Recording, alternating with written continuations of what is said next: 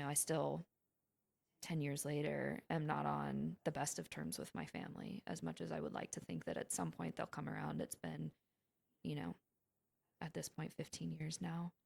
And my parents really can't talk about it still, but my parents are still very much struggling with it. You were actually one of the first people in your circle to come out in a rural place.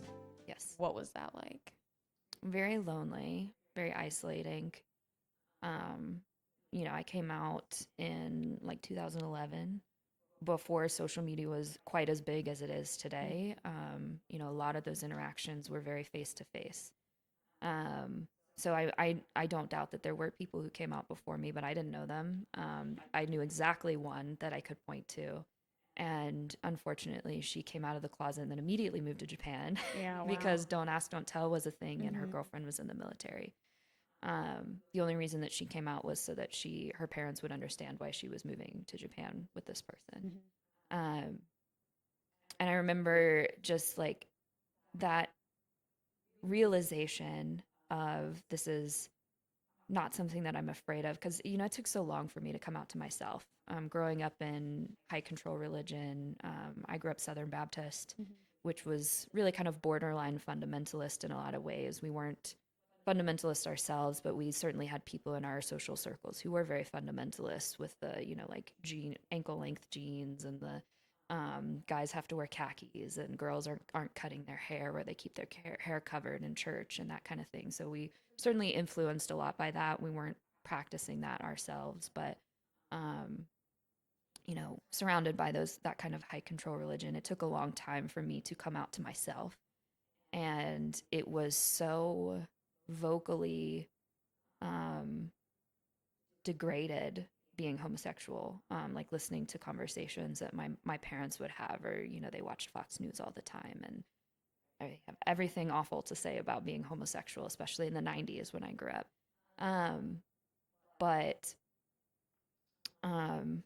coming out to myself really took having that one person who was close enough that I realized it wasn't something to be afraid of. It wasn't something awful. It didn't mean you were, out being a terrible degenerate person. Mm-hmm. You could still be a wholesome individual. And that was when it finally clicked for me that, I wasn't straight, even though there were several times in my teen years that I very specifically remember saying stuff like, if I wasn't Christian, I'd be gay. Not really realizing the two weren't mutually exclusive. Right. Yeah. um, so, it was really tough. But when I ended up coming out of the closet, I did it very loudly. I did post it on social media. I had a big long note with FAQs. So you were prepared. I was prepared. I chopped my hair off the day I came out, the day after I came out to my mom. Um, but I made a point of staying in the communities that I was a part of at the time, no matter how uncomfortable it was, for at least a season, for at least a year, because I knew that there would be other people like me who wanted that one person that they could talk to. Um, and it was tough, but there were people who came out of the woodwork over it. It was really interesting to hear some of the conversations that happened behind closed doors when I came out. Like, I've heard that there were family meetings about me, and Oh wow. so it's Talk of been the town. interesting, but yeah, But I see that you have a common pattern where you live to be the person you wish you had. yes, And I'm curious, with you coming out in a very public way, right? You yeah, had a physical transformation come yeah, from it. And this was, as you mentioned, 2011, came out to yeah, your mom, but you were in college at the time. yeah. So how did that change your relationship with people? It was, again, kind of like that social distancing aspect, like I mentioned before. I lost most of the friends that I had in Christian circles. Mm-hmm. I feel like I have one friend who didn't change a damn thing about how she treated me, and we're still best friends to this day. Okay. My friend Heather and her mother.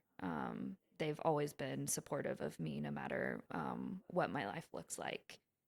Wanda will tell me over and over again, I just want you to be happy. Mm-hmm. Um, and having those people has been wonderful. But losing other people has been really challenging. It did trigger in a lot of ways PTSD for um, my future self. So now I'm having to deal with a lot less trust in social relationships. And, I still, 10 years later, am not on the best of terms with my family as much as I would like to think that at some point they'll come around. It's been, you know, at this point, 15 years now. And my parents really can't talk about it still. My sisters are better, but my parents are still very much struggling with it. This time really heal all wounds, or is it still as hard as it ever was? I'd say it's still as hard as it ever was, you know, a little easier in some ways. But, again, it's been 15 years, it's been almost half my life. Yeah. And my parents can't talk about something that is now a huge part of my identity. I'm president of the gay nonprofit in Athens. And when we talk about it, I can talk about being president of a nonprofit, but I can't mention specifically that it's a gay nonprofit. Like they know, but they don't want to talk about it. They don't want to acknowledge that piece of it. Because pride is literally in the name of the It organization. literally is. Yeah. You can't take Yeah. part in that in front of No. your own family. Yeah. So if a parent were to be watching this, what would you, that's going through a similar thing with their child, what would you want them to know? Support your kid, you know. Parenting adults, I think, um, is all about allowing them to be who they are. I think so much of parenting, people end up trying to control who they want their kid to be. But I think the most effective parenting is often allowing your kid to decide who they are, Yeah. allowing them to come into themselves and express themselves the way they feel is appropriate.